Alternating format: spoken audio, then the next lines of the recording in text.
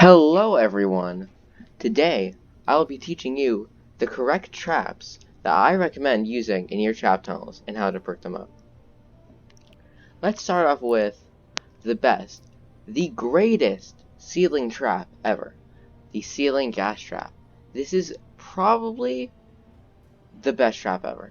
It does the most damage. It is in the air, which means you can put it over this husk spawn, and they have an effect which means it causes affliction damage over time. And this is a really good trap to put either above spawns in the trap tunnel or in a timeout room. And you need this. It is the most recommended I can possibly get. You can get it from the collection book. It's in actually the daily shop right now, so hop on it.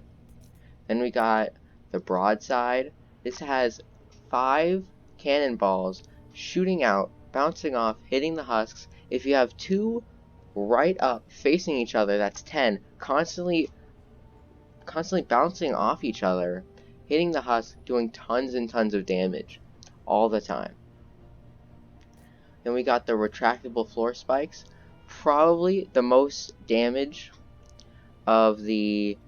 most damage inducing sort of the floor traps. Much better than I think the flame grill floor trap. I see a lot of noobs, sort of people in Stonewood and Plankerton using those, and I just don't see why. It does fire damage. I actually have one right here. It does fire damage, which I don't really like element damage because it only really works one way, and it's okay in 2 ways and really bad. If you have water husks, well then you're done. There's constant missions where there's only fire husks, only water husks, only electric, and this only really works in one condition. Because if it's your only floor trap, what are you doing? Because then you have nothing else to protect, like to go around it with. If you have many different damage traps, it's okay, but with only one damage trap for the floor, it just doesn't work. Then we have the wall dynamo. This is very good for putting next to a wall launcher because what it can do is it doesn't cause stun. The thing about the broadside is if you put it near a wall launcher, then when the cannonballs hit the husk, the wall launcher won't do anything because it's stunned. And the wall dynamo just doesn't do that. If you go back to my previous video where I showed off, I talked a little bit about this, and you could see where I put the wall dynamo in relation to the wall launcher. Now, the floor launcher and wall launcher, really good for trap tunnels, pushing them into timeout rooms, pretty much everything. Floor launcher is pretty much only useful for retrieve the data missions and for putting around the objective inside of regular missions. And that's why I think you should definitely put in 2 reload speeds and have the rest impact and knockback to keep just pushing the husk back all the time. And just like the wall launcher, on the wall launcher I only have 1 reload speed, because if they both have the same, then they're both firing off at the same time, and if they're both firing off at the same time, only one really does anything and pushes them back, but both use up a durability. So if you have both firing off at different times, you can have more husks being pushed back faster without wasting any durability. And the wooden floor spikes, these I keep them as rare because it costs 6 planks to craft 1, and for a legendary schematic it costs 8, and it doesn't really matter what level or rarity they are because they all do the same thing, they slow down the husks.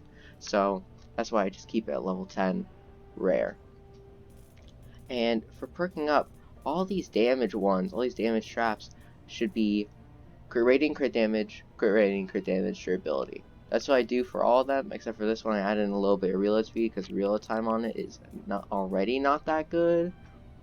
So, yeah. And the reason I do that is because if you look at these stats, yeah, it does 606 damage, but 51% of the time, it's doing like 4 times that. It's crazy. It's doing way more damage than it should. and that goes for all of these. Maybe this one could be more because I didn't god roll it yet.